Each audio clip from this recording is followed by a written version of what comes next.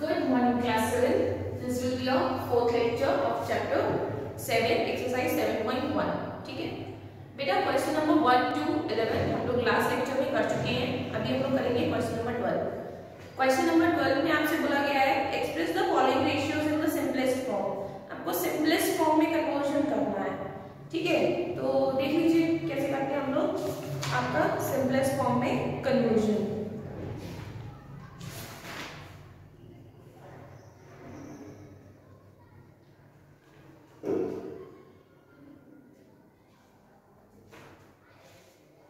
देखिए 12 का first part आपको दिया हुआ है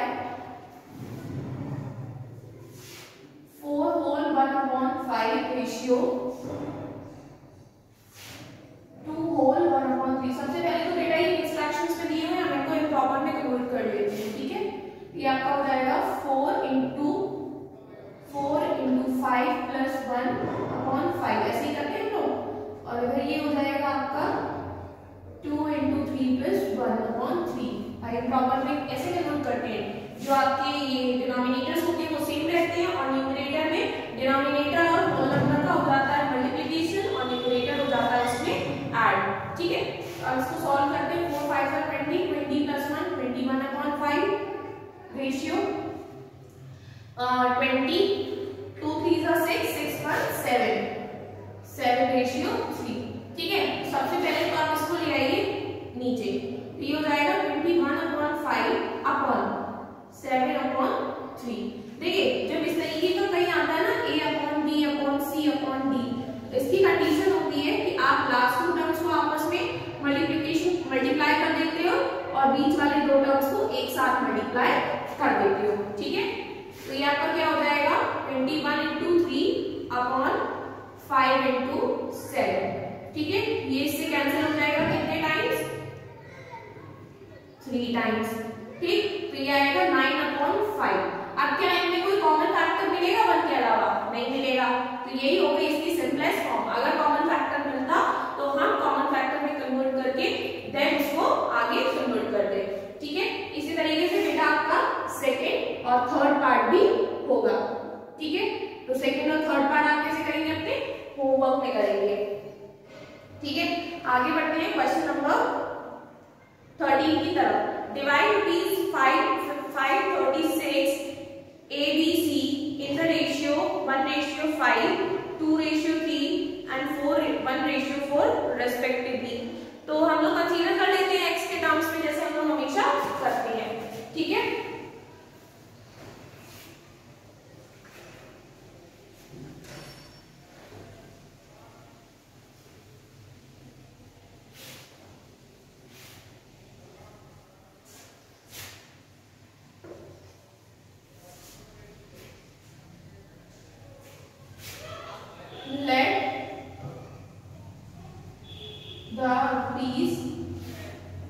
A have equal 1/5x, then rupees B have 2/3x and rupees C have 1/4x. और बेटा ये तीनों किसके इक्वल है? रुपीज 536 की, क्योंकि इसमें बोला गया है किसी को डिवाइड किया है. तो according to question 1/5 s 2/3x plus 1/4x must be equal to 536. अब इसको सॉल्व करते हैं. पहले एलसीएम लेंगे. 5 3 are 15, 15 4 are 16. ये आपका जाएगा 12x plus 2 into 20 40x plus 1 into 15 15x equal 536.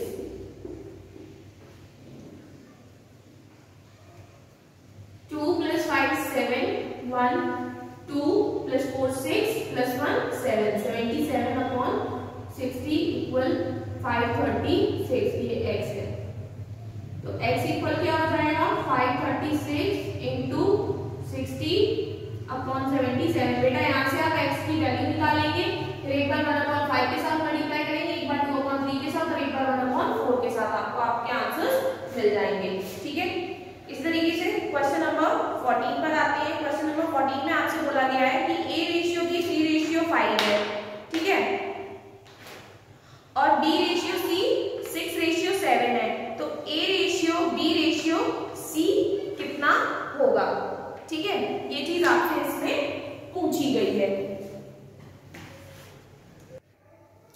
देखिए क्लास, वैसे तो ये जो क्वेश्चन है आपका ये एक कॉम्पिटिटिव लेवल क्वेश्चन है, तो मैं उसी के हिसाब से सिर्फ एक ही क्वेश्चन है तो वैसे ही मैं समझा देती हूँ, ठीक है। देखिए क्वेश्चन नंबर 14 में आपको दिया गया है कि A/B है 3/5 और B/C है 6/7 और आपको निकालना क्या है A/B/C, ठीक है। तो अब इसको हम लोग लिखेंगे किस तरह से, A/B एंड B/C, यहां से हमें मिलेगा A/B/C, ठीक है।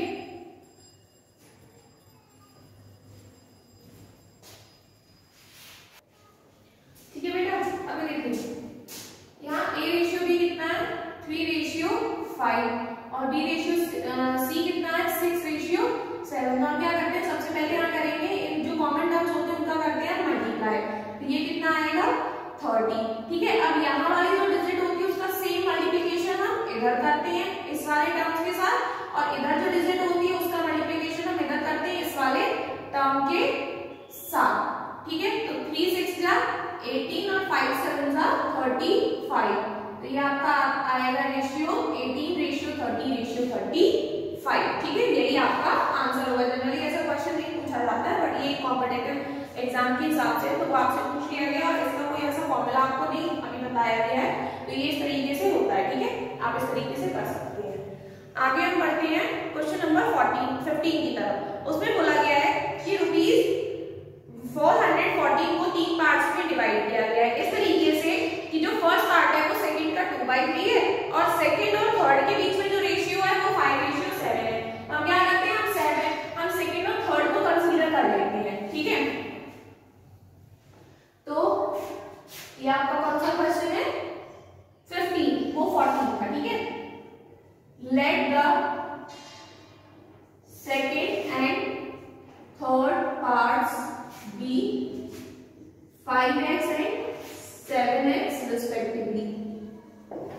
Then first part क्या है, सेकंड का 2/3 और सेकंड कितना है 5/6, तो 5/6 into 2/3 मतलब कि कितना हो जाएगा 10/3x, ठीक। अब ये डिवाइडेशन किसका 414 का, इसका टोटल किसके इक्वल होगा 414 के according to question 10/3x plus 5x plus 7x must be equal to 414, ठीक है। इधर ले लीजिए 1 इधर 1, LCM 3, 10x plus 15x plus 21x equal 414, 10 plus 15 25, 25 plus 20 45, 45 plus 1 46x upon 3 equal 414, तो x इक्वल क्या हो जाएगा 440 into 46/3, ठीक है। यहाँ से आप x की वैल्यू कैलकुलेट करेंगे, एक बार उसका 5 के साथ मल्टीप्लाई करेंगे, एक बार सेकंड 7 के साथ और एक बार 10/3 के साथ, तो आपको तीनों आंसर्स आपके मिल जाएंगे, ठीक है। क्वेश्चन नंबर 16 पर आते हैं, या प्रैक्टिस कॉपी पर प्रैक्टिस करेंगे जो भी क्वेश्चन हम आपको करवाते जा रहे हैं। क्वेश्चन नंबर 16 पर आते हैं, इसमें बोला है कि एक स्कूटर और टेलीविजन का जो प्राइस है उसका रेशियो है 12/5। स्कूटर की कॉस्ट अगर टेलीविजन से 14,000 ज्यादा है तो फिर टेलीविजन का प्राइस क्या होगा, ठीक है। तो सबसे पहले तो दोनों की प्राइस कंसीडर कर लेते हैं, जो रेशियो है उसी के टर्म्स में करेंगे, कितना हो जाएगा 12/5 है तो 12x and 5x, ठीक है। Question number 16, let the price of scooter and television, TV लिख लेते हैं, B 12x and 5x respectively का मतलब होता है बेटा क्रमशः, मतलब अगर स्कूटर पहले तो 12x उसका टीवी बाद में है तो बाद वाला उसका, ठीक है, इस तरीके से। अब आपसे बोला है कि स्कूटर का जो कॉस्ट है वो टेलीविजन से 14,000 price of scooter is equal to TV का कितना बेटा 12x और उससे 14,000 ज्यादा। ठीक है, ये आपसे बोला गया है, बट ये प्राइस ऑफ ये किसके और इक्वल है 5x, भाई 5x के टर्म्स में बताया गया है। ठीक है, अब आप 10 को चाहे 2 into 5 लिख लो चाहे 5 plus 5 लिख लो, बात तो सेम है, तो वही चीज बोला गया है। ठीक है, so therefore 12x plus 14,000 equal 5x, x वाला टर्म बेटा टीवी का तो 5x था ना ये, और ये 12x था, है ना, ये उधर हो जाएगा आपका, तो ये 14,000 इक्वल 12x माइनस 5x, तो 12 minus 5 7x equal 14,000, x equal 14,000 by 7, कितने टाइम्स आएगा 2000 टाइम्स, तो x इक्वल कितना आ गया 2000। अभी cost of therefore cost of TV cost पूछी है, हमने कितनी कंसीडर करी थी 5x, यानी कि 5 into 2000 दैट इज 10,000 रुपीज 10,000। ठीक है, यही आपका आंसर है। तो जो भी क्वेश्चंस हैं क्वेश्चन नंबर 12 से लेकर 16 तक आप अपनी प्रैक्टिस कॉपी पर प्रैक्टिस करोगे, देन अपनी फेयर पे करोगे। ओके, कोई क्वेरी होती है तो उसको आप अच्छे से डिस्कस कर सकते हैं। Okay, thank you class.